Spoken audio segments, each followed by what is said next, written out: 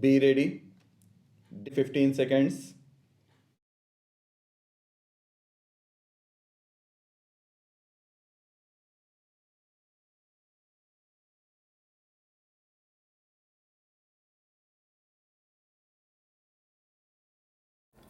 This bill does not form part of what is called the Hindu Code series of bills.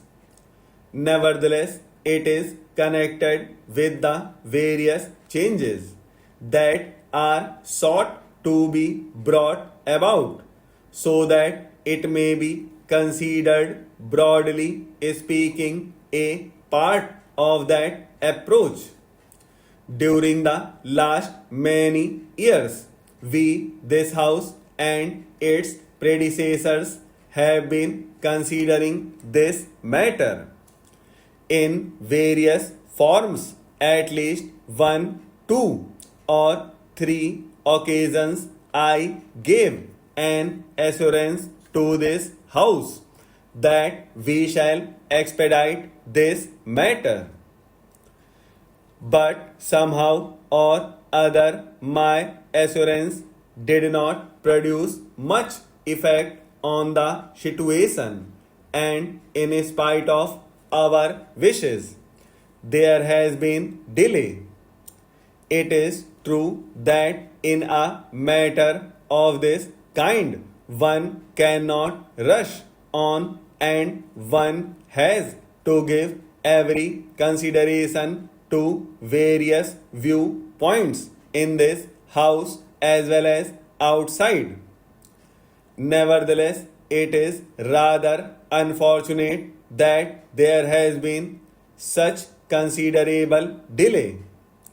Therefore, it is a matter of peculiar satisfaction to me that we are at last coming to grips with these problems in the shape of this bill, and one or two others that will follow.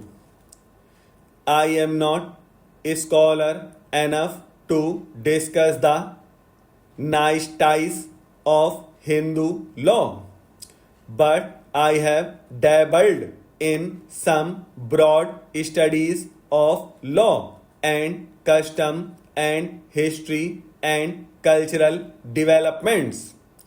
My own conception of Hindu society has been that it is essentially dynamic, not static and unchangeable.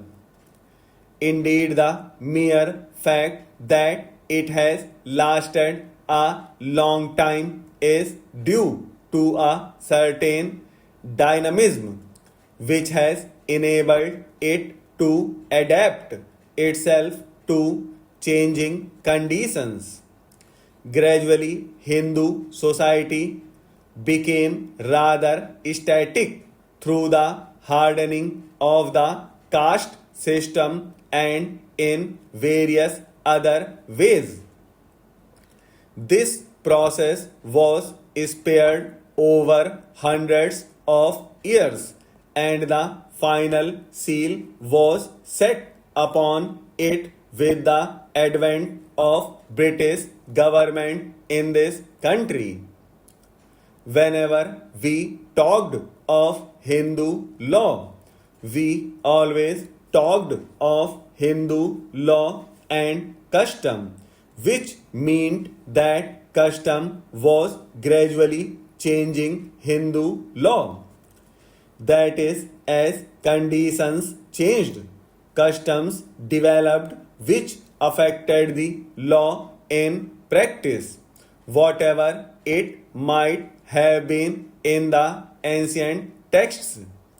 Of course, there are so many ancient texts that one can quote the scripture for any argument. Anyhow, the coming of the British, as I said, made the whole conception static because they codified our law and did so with the help of the most conservative sections of the community here. We have gone through political revolution in this country and become independent. We are going through a process of economic change. There is another aspect which is equally important, and that is social change. I do not think it is possible for you to think in terms of political change, ignoring economic and social change. Most people now admit that economic change is as necessary as political change, but some people seem to think that social change, using the word in a narrower context, is something entirely different from political and economic matters, and that social life can be kept a closed preserve. I submit that this is not the right outlook because life is an integrated whole. If the political context changes or the economic outlook varies, it follows that the social context also changes, whether you wish it or not. Therefore, a true revolution in a country must take into account all the three aspects together. The person who considers himself a political revolutionary but a reactionary or a conservative in the economic sense or in the social sense is not an integrated person. He lives in compartments. Take the problem of untouchability. I cannot quote the sacred books, but many people hold that the sacred books enjoined it on them. Nevertheless, we came to the conclusion long ago that it must be done away with, not only because it was unjust, but as Gandhiji repeatedly said, for the very survival of Hindu society. That is to say, this important social change became essential even from the narrower point of view of Hindu society itself.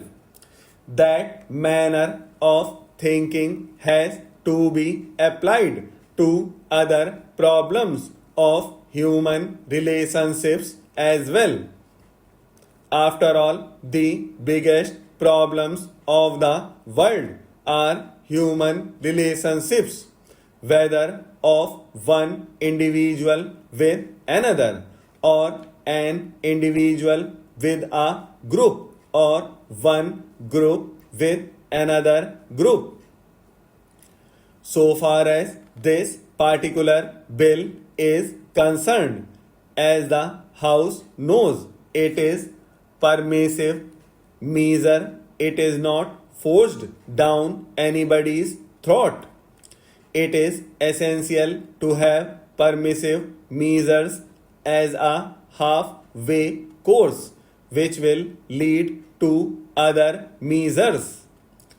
I do not propose to say anything about the clauses of the bill. I think that as the bill has emerged from the Council of States, it would be desirable to make alterations or amendments only here and there, not in regard to any big principles. This is not, we all know, any kind of a party measure. It is a measure affecting all of us. The bill concerns not merely Hindus, for it is a permissive measure which anybody can take advantage of.